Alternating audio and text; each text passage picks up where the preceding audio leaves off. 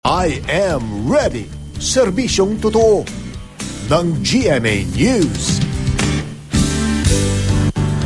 Magiging maulan nga ba ngayong araw at sa weekend? Alamin po natin mula sa ating resident meteorologist na si Ginoong Nathaniel Cruz. Mangkani.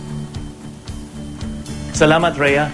Mga kapuso, isang maulang weekend nga po ang ating inaasahan, lalo na dito sa may hilagang silangang bahagi ng Luzon. At nariyan po kasi yung binabantayan nating namumuong sama ng panahon o yung active low pressure area na tinatayang na dito pa sa layong 320 kilometers east-northeast ng Kasiguran, Aurora. At ito po ay inaasahang magpapaulan sa halos malaking bahagi nitong Luzon, samantalang umiiral pa rin po yung hanging habagat dito sa Visayas at Mindanao. At para naman dito sa ating rainfall forecast, malaki ang bahagi na may kulay dilaw at may kulay pula dito po sa Luzon, lalong-lalo na dito sa may northern Luzon. Kasama rin po ang silangang bahagi o eastern sections ng central at southern Luzon.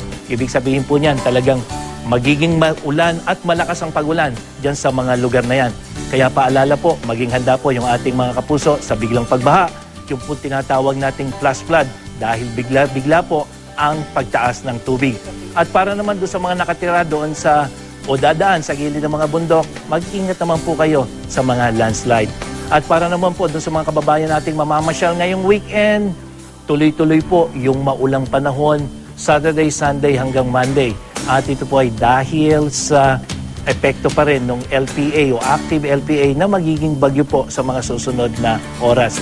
At dito naman po sa Metro Manila ay maalinsangan pa rin pero may posibilidad po na makaranas ng mga mahihinang pagulan ngayong umaga. 70% po yung probability ng pagulan at tataas po yan ng 80% gabi o kaya mula tanghali hanggang gabi.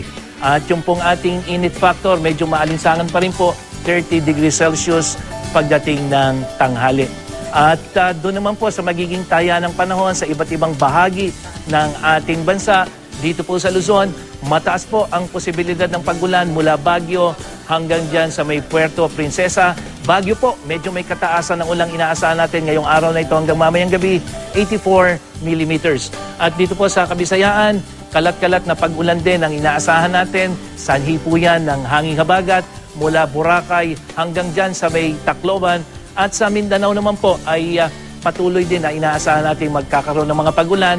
Cagayan de Oro, dito po sa may Kidapawan, Zamboanga, scattered rain showers and thunderstorms, sanhi po yan nung tinatawag nating hanging habagat. Kaya mga kapuso, ano man ang panahon, magplano, magsiguro, makibalita sa GMA Weather. Ako po si Nathaniel Cruz para sa I Am Ready, serbisyong totoo ng GMA News. Mangtani.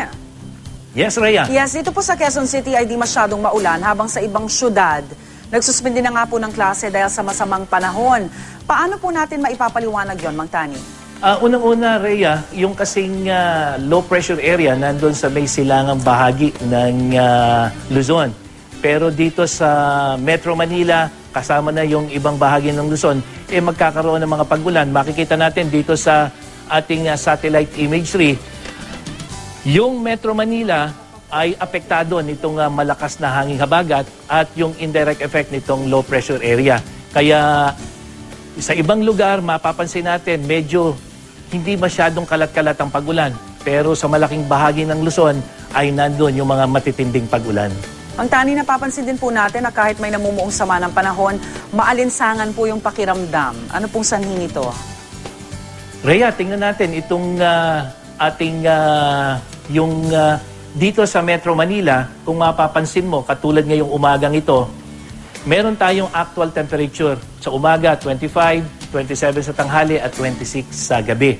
Pero meron din tayong init factor. Ito yung pakiramdam ng ating katawan doon sa actual na temperatura. At ito ay dahil sa epekto ng relative humidity. Sa ngayon kasi, dahil malakas yung hanging habagat, walang masyadong pagbabago doon sa init factor, katulad tanghali, 30, pero ngayong actual 27.